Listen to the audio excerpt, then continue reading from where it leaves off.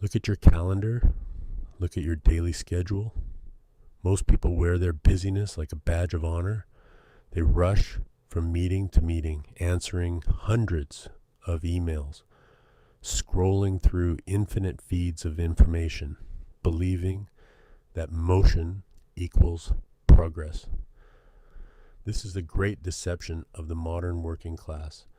You are participating in an attention economy that is explicitly designed to fracture your focus and harvest your cognitive bandwidth for someone else's profit. The system rewards you for being constantly available, constantly reactive, and constantly exhausted. But if you study the architecture of true multi-generational wealth, you will find a completely different reality. You will find empty calendars. You will find long periods of uninterrupted silence. You will find people who fiercely protect their mental space. The greatest secret of my career, the reason Berkshire Hathaway exists in its current form, is not a complex algorithmic trading strategy. It is a simple, almost brutally boring habit. I spend 80% of my day sitting in my office, reading and thinking.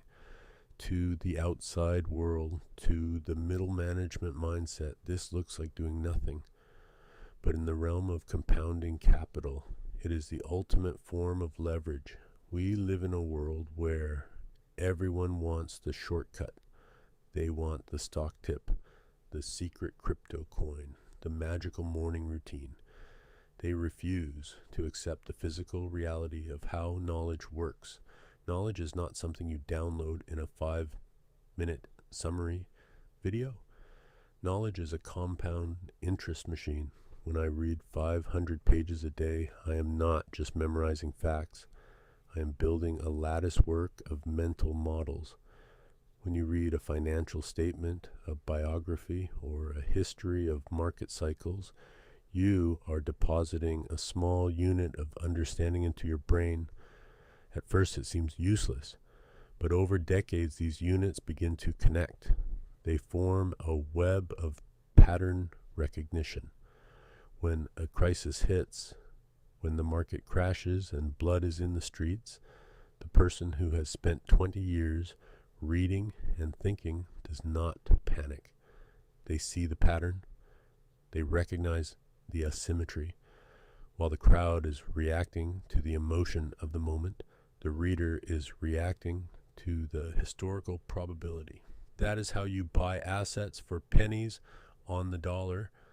But you cannot build that web of knowledge if your brain is constantly hijacked by cheap dopamine. Every time your phone vibrates, every time you check the news cycle, you are resetting your cognitive processor. You are operating at a superficial level of intelligence.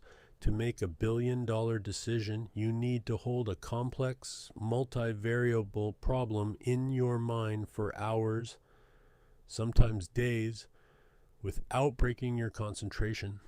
You cannot do that if your attention span has been eroded to 15 seconds. The first step to reclaiming your bandwidth is to understand the mathematics of the word no.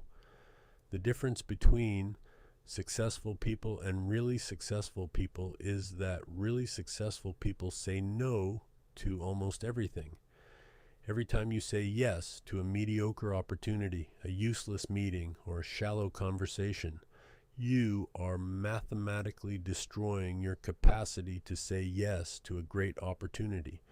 Your time is a strictly finite inventory. You only have a limited number of optimal cognitive hours in a day. If you fill those hours with administrative garbage, you have nothing left for deep strategic thinking. You must become a ruthless assassin of your own calendar. If a decision or a project is not a definitive, absolute yes, then it must be a definitive no.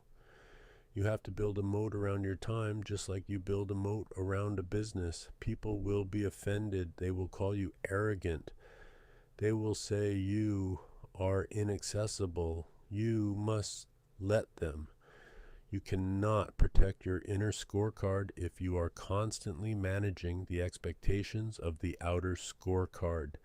You are not on this earth to be a highly efficient answering machine for other people's emergencies. You're here to allocate capital and build leverage. This brings us to the concept of the too hard pile.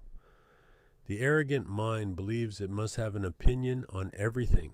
The media conditions you to feel stupid if you cannot intelligently discuss the latest macroeconomic policy, the newest technology trend, or the political scandal of the week. This is an ego trap.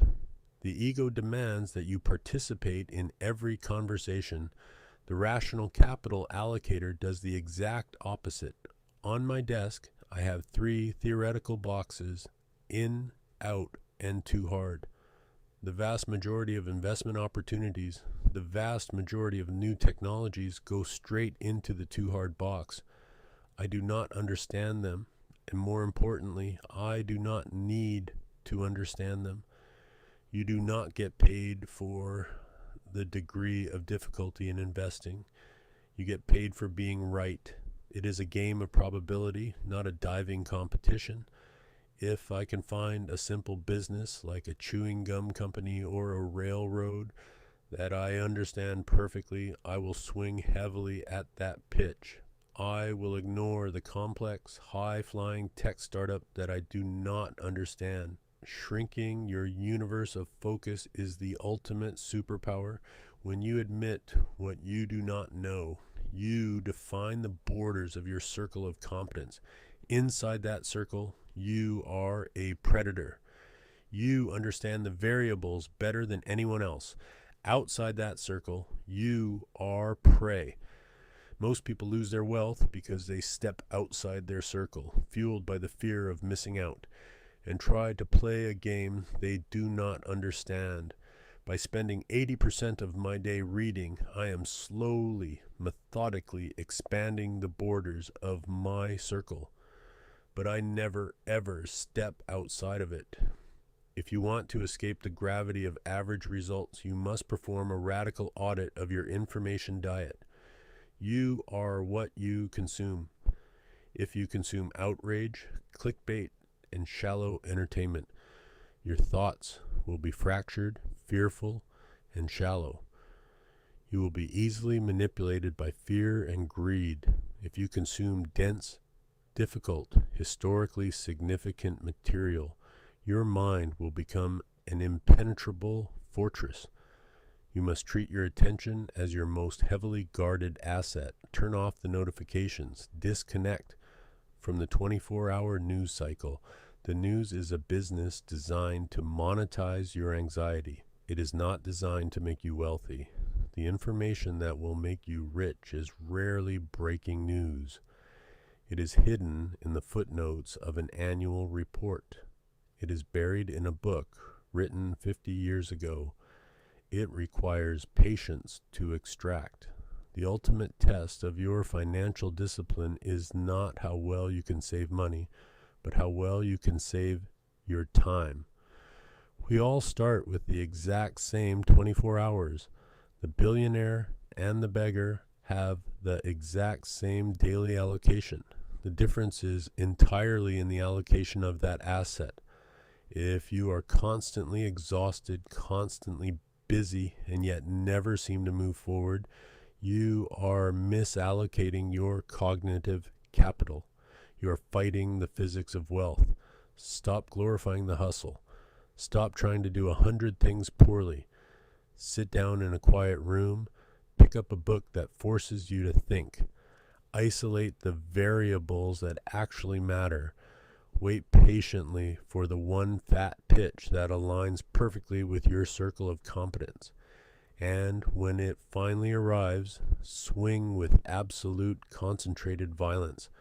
This is the quiet, unsexy, and brutally effective mathematics of compounding. The world will try to distract you. Let them be distracted. You stay focused.